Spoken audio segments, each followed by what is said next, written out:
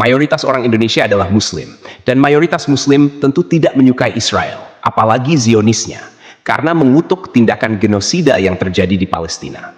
Sebagai bentuk protes, masyarakat Indonesia banyak yang memboikot produk Israel. Hal ini menunjukkan bahwa jika ditanya, mayoritas orang Indonesia pasti akan menjawab tidak menyukai Israel.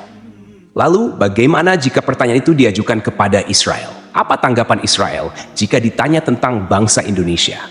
Apakah mereka menyukai kita atau sebaliknya? Seberapa besar rasa benci orang Israel terhadap Indonesia? Berikut adalah 7 jawaban jujur rakyat Israel tentang Indonesia yang diwakili oleh sejumlah tokoh dan media Israel. 1. Yair Lapid, Perdana Menteri Israel. Yair Perdana Menteri Israel ke-14 yang menjabat pada Juli hingga Desember 2022 dalam pidatonya di sidang internasional PBB pada September 2022 menyebut Indonesia.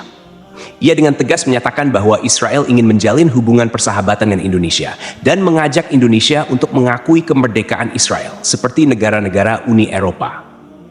Dari sini, kita dapat melihat bahwa Perdana Menteri Yair Lapid memiliki pandangan positif terhadap Indonesia. 2. Sagi Karni, Duta Besar Israel untuk Singapura. Sagi Karni, yang menjabat sebagai Duta Besar Israel untuk Singapura dari 2019 hingga 2023, memberikan kritik terhadap Indonesia pada Mei 2021 ketika Indonesia, Malaysia, dan Brunei meminta PBB untuk menghentikan serangan Israel ke Gaza. Sagi Karni mengatakan Indonesia tidak jujur dan menyampaikan informasi yang salah. Hal ini menunjukkan pandangan negatifnya terhadap Indonesia.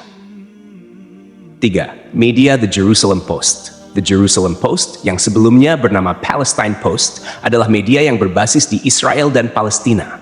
Media ini pernah menyebut Indonesia sebagai negara yang terbelakang, terutama setelah Indonesia membatalkan rencana menjadi tuan rumah FIFA U20 2023 terkait dengan kehadiran tim Israel. Ini menunjukkan ketidaksetujuan media tersebut terhadap Indonesia. 4. Benjamin Netanyahu, Perdana Menteri Israel. Benjamin Netanyahu, Perdana Menteri Israel sejak Desember 2022, pernah mengungkapkan keinginannya agar Israel bisa menjalin hubungan bilateral dengan Indonesia. Ia menyebutkan bahwa kerjasama antara kedua negara akan memberikan banyak keuntungan bagi Indonesia, menunjukkan pandangan positifnya terhadap Indonesia. 5. Isaac Herzog. Isaac Herzog, Presiden Israel, mengungkapkan kekecewaannya terhadap Indonesia setelah Indonesia menolak timnas Israel U20 untuk bertanding di Indonesia. Herzog menyebut ini sebagai keputusan yang salah dan fatal, yang menunjukkan bahwa ia tidak terlalu menyukai Indonesia. 6. Dalam sebuah video yang dibagikan oleh TikToker, seorang tentara Israel terlihat memberikan penghormatan terhadap Indonesia, meskipun mengetahui hubungan kedua negara tidak baik. Namun, tidak semua tentara Israel memiliki pandangan yang sama, karena ada juga yang menyampaikan ujaran kebencian terhadap Indonesia. 7. Dalam video lain, seorang rabi Israel menyampaikan pesan kepada Indonesia untuk membantu Israel menjadi berkat bagi dunia dengan menjalin hubungan kerjasama. Namun, Indonesia tetap tidak akan menerima tawaran tersebut selama tanah Palestina masih dijajah.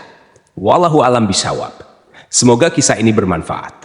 Mohon dimaafkan jika ada kekurangan, yang benar datangnya dari Allah, sementara yang keliru berasal dari saya pribadi sebagai manusia biasa.